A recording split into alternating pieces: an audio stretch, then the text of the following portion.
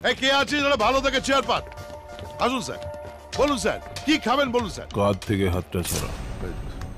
এই রাগ করবেন না স্যার, আমি জানি আগে যথেষ্ট কারণ আছে, কিন্তু আপনি কোনো চিন্তা করবেন না, গোটা ব্যাপারটা আমি দেখে নিচ্ছি। হ্যাঁ, কি দেখবি? হ্যাঁ, কি দেখবি?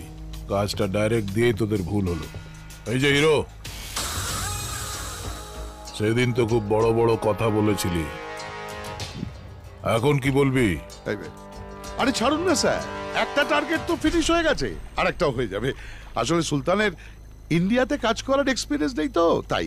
এক্সপিরিয়েন্স যখন নেই তখন তাকে দিয়ে কাজটা করালে কেন? গোটি খেলতে বলো, ভাড়াটে খালি করতে বলো, টিকিট ব্ল্যাক করতে বলো। ঠিক আছে ঠিক আছে, আপনি মাথাটা ঠান্ডা করুন। শান্তি, আরে স্যারের জন্য একটু কোল্ড ড্রিঙ্ক ফোল্ড ড্রিঙ্কের ব্যবস্থা কর না। কি অশান্তি, আপনি কোনো চিন্তা করবেন না, আমি এবার এমন প্ল্যান করেছি।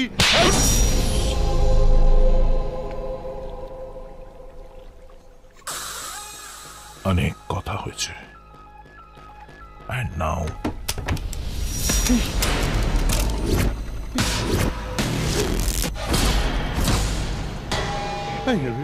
এসব কি হচ্ছে? হ্যাঁ বাবা আমার, এই বন্দুকটা নামা, নামা সুলতান, বন্দুক নামা। রাগটা আমাকে না দেখিয়ে ওই রুদ্রের উপরে। Just shut your mouth! আর একবার জিপ তুললে এখান থেকে পায়ে হেঁটে বেরোতে পারবি না। আব্বু, ওর টাকা ওকে ফেরত দিয়ে দাও। এই কি বলছিস কি তুই?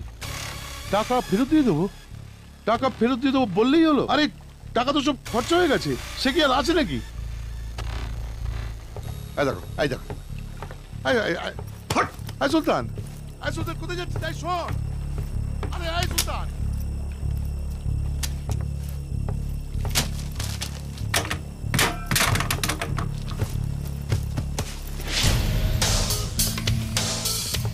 সুলতান কি করছিস কি? এই সুলতান,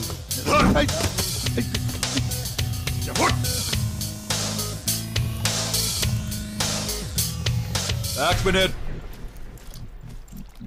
একটা কথা শুনে যা, আমি টার্গেট মিস করি না। রুদ্র মরেনি, ওর মরার সময় হয়নি বলে।